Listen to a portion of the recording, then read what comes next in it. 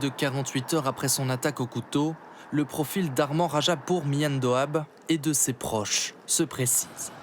L'homme de 26 ans, fiché S, était surveillé par les services de renseignement depuis plusieurs années. C'est à Puteaux, dans les Hauts-de-Seine, qu'il passait le plus de temps, au domicile de ses parents, ici dans cet immeuble. Le voisinage connaissait bien la famille. Il était barbu, il était habillé comme un islamiste, etc., etc. Évidemment, ça m'a étonné. Une famille qui n'a pas d'histoire, qui était toujours gentille. C'est déjà adorable. Et ça, moi, je pleure pour la maman.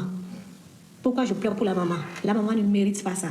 La mère de l'assaillant était d'ailleurs inquiète ces dernières semaines du comportement de son fils, déjà condamné pour un projet d'attentat. Elle avait fait un signalement aux autorités. Fin octobre 2023, la mère de l'agresseur avait signalé son inquiétude quant au comportement de son fils qui se repliait sur lui-même. Toutefois, aucun élément n'avait permis de susciter de nouvelles poursuites pénales dans ces circonstances. Le ministre de l'Intérieur pointe, lui, une faille dans le suivi médical de l'assaillant. Armand Rajapour Miandoab se serait radicalisé sur Internet où il a échangé avec plusieurs terroristes.